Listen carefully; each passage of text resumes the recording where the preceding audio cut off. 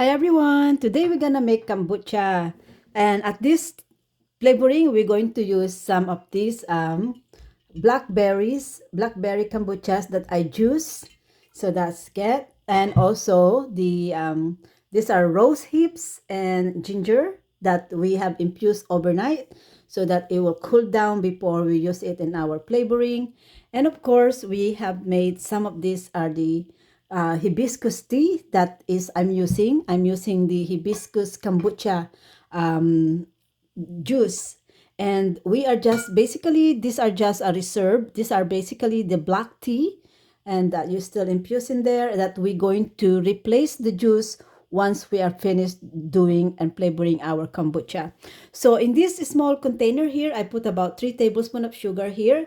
It's because on our flavoring, I don't have very much of juice because I'm just finishing up my leftover blackberry juice.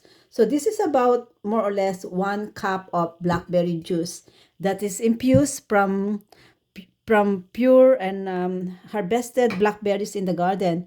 So now let us start putting our ingredients together. So I basically just gonna need a strainer on here, and we're going to use all of the mixture of the tea and the ginger and the rose hips. So we're just gonna drain that one. Okay. We only need basically the juice. We do not need any of those fibers in our flavoring. So look how gorgeous is this. So I harvested these beautiful rose hips from the garden as well. So I just kind of boiled this one for about few minutes before I mix it to my sugar and my dried ginger.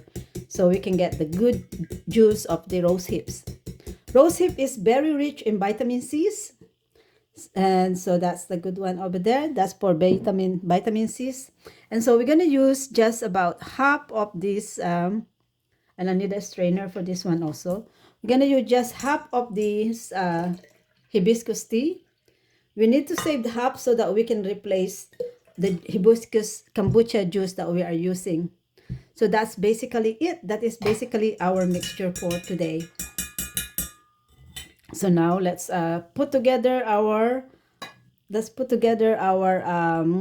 our jar, and we're just gonna mix this up. Just mix this. And in making kombucha here, I do use you need to use the beer bottles are very ideal on doing this job, especially the bottles that's really for making the ginger beer, and those are usually the bottles for the ginger the beer because they have a good seal on making that. It is always ideal to use one of these. This is the beer the gold beer bottle because they have a real good ceramic cover here, and they have a small mouth. So if you are someone who likes to have that carbonated rich carbonated taste, then this is ideal. But for me, I could not really get my mind on this because every time I find it difficult to open with my arthritic hands because when the pressure builds up inside the bottle, it's very hard to open. And so sometimes if I open it, it will just explode in the kitchen. So I have enough of those. My brain is just getting so paranoid of the explosions in my kitchen. So I stop. This is my second preference. It's only if I run out of this bottle. I like this bottle because it has big mouth on it. And so once the pressures build up in this bottle, the pressure can actually escape on its own. So I don't have a big explosion that could happen in the kitchen. So this is basically it, guys. Only what we're gonna do is we're gonna put a scoop of this juice. So we're gonna use 1 scoop of this kombucha hibiscus juice for each bottle. And I find that this is the perfect ratio. 1 scoop of the kombucha juice, and then almost like look at this, guys. Okay, so but basically 3/4 of the juice of here will be the perfect combination for it. So let's just do that. Sure, not overload. And then you're gonna fill this up until to the bottle, neck bottle over there, just past there. and this is it. So they have a space to build up their carbon build up over there. That have a space for them, and then you can and that's it. This is where I'm gonna store this now. Now the weather is warmer, so this one may probably be ready in about 7 days or 10 days in a dark room. I cover this one in a dark room, and it should be ready about 7 or 10 days. Then for the enzymes to get back and be active, and once I see all the bubbles that may be rushing up to the bottles, then that is for me. That is my hints that it is ready and ready for consumption. It's probiotic healthy and it's probiotic rich. Then I will put this one in the refrigerator so that if it's cool, it is nicer to consume. Actually, just this one alone, you can already consume this one because this already have the rich probiotic that's coming from the kombucha. So it's also ready for consumption, but I want it to get back its active enzymes. I want it to multiply again the enzymes before consuming it so that I can get the benefits of the probiotic and the healthy whatever is in this kombucha in it. All right, so I'm gonna continue and filling up more bottles in here, and I will get back to you.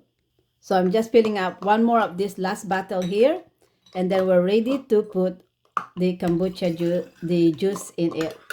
So that's enough in there. So I have a few bottles done filled up with the kombucha juice. Now we're gonna fill up the bottle with our juices, with the one that we make up. Just fill this one up to the bottleneck.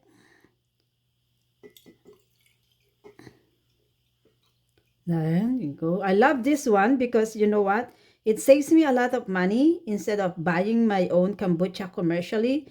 And also, I don't like buying kombucha commercially because I don't really know if there is still a live enzyme on it. But maybe there is still a live enzyme on a commercial kombucha, but I just don't know. I always kind of just started buying some last time, but once I have learn how to create this one because somebody has gave me the money, then it was really a good way of taking advantage of it. So because starting kombucha from scratch is doable, but it's a little bit tricky. But if someone give you the SCOBY to start with, then that is good. So you just fill this one up all the way up to the bottleneck. Okay, just one more bottle here. It's almost done. Okay, so that's it. Now let's just seal all this, and then we're gonna put this one in a container that will catch something that it has a catcher because it can leak out, and so you want the juice to get catch in a container. So that's it there. All right, this eating and consuming kombuchas is put my digestive health, and definitely I will say definitely it does help me to have a healthy gut. It helped me to digest my food properly.